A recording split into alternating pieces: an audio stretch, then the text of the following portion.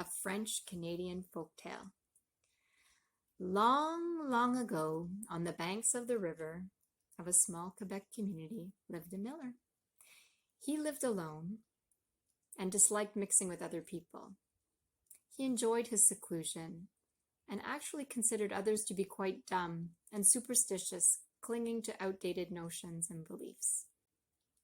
One day, a tall, bearded gentleman knocked on the miller's door, tipped his hat and flashed a big smile and inquired as to whether the miller might have some work for him. Truth be told, the miller was in need of assistance and quite admired this stranger's appearance. And as a result, Hubert, the stranger, was hired. The miller was happy with Hubert. Hubert was dependable and thrifty, and like the miller, enjoyed playing checkers and chess. Every evening after work, Hubert and the miller would play a game of checkers together. Hubert would then eventually sneak off, leaving the miller alone, and this suited the miller perfectly. One deep, cold night, when the trees trembled under the weight of the snow and the wind howled like the wolves, Hubert asked, "Have you heard the news? A werewolf, known as the loup-garou, is said to be nearby." The miller burst out laughing and sighed. "This is idle talk by people who have nothing better to do. Anyone with common sense knows that these monsters do not exist." "Idleness is the cause of many problems," Hubert said with a grin upon his face. Throughout the long winter, rumors of the roaming loup-garou persisted. The villagers swore they had seen the werewolf, and many sheep had gone missing. The miller had been warned. There was concern for his safety because he lived so far away from the community. But the villagers' accounts of the beast with the coal, bright eyes and the long, ferocious teeth were met by nothing but laughter by the miller. The miller may have laughed at the villagers, but this did not stop him on occasion wondering where Hubert snuck off to after their nightly game of checkers. He noticed that Hubert's boots were often caked in mud and covered in snow when he came home late at night. He also noticed that Hubert slept with what seemed to be a troubled look on his face, and sometimes this made the miller shiver. But then he would laugh at himself. He didn't believe in such superstitious nonsense. He knew better. After all, the miller was not easily frightened. He was both brave and wise.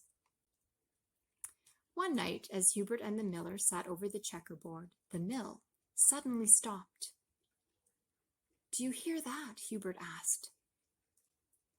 The two men sat still and heard nothing. "We'd better go check," the miller said, and the two men staggered outdoors, the miller with a lamp in his hand to light the way. They arrived at the mill and began to work on the machinery immediately. But the mill refused to turn, no matter what they tried. All of a sudden, the miller's lantern went out and the two men found themselves in the pitch black. "I'm going in," the miller said. But there was no answer. Annoyed by the stubborn mill and by Hubert's silence, the angry miller made his way back to the house in complete darkness. "Let Hubert find his own way back," he said to himself. He was tired and he was cold. When he arrived at the house, the miller left the door open, thinking that the light from inside the house might help Hubert find his way back. The miller had just finished pouring himself a glass of wine and had just taken a sip when he heard a deep growl from behind him. Without turning, he said, "Good, Hubert, good. You found your way back." But the only response was another deep growl. "What's wrong?" inquired the miller. And he could not believe his eyes when he finally did turn to look. And at the door sat a massive black beast, the size of a man, with teeth as long as icicles and eyes blazing like scorching embers. Who let this blasted dog in here? Asked the miller. Hubert, where are you? Did you let this dog inside? The dog erupted in laughter. The miller tried to step around him, and the dog advanced a step toward him. Hubert, cried the miller, where are you? And his voice cracked with fear. The dog leaned in close.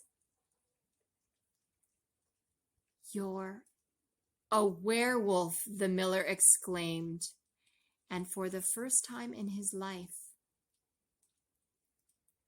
he realized he needed to pray. He fell to his knees, and the loup-garou pounced on him.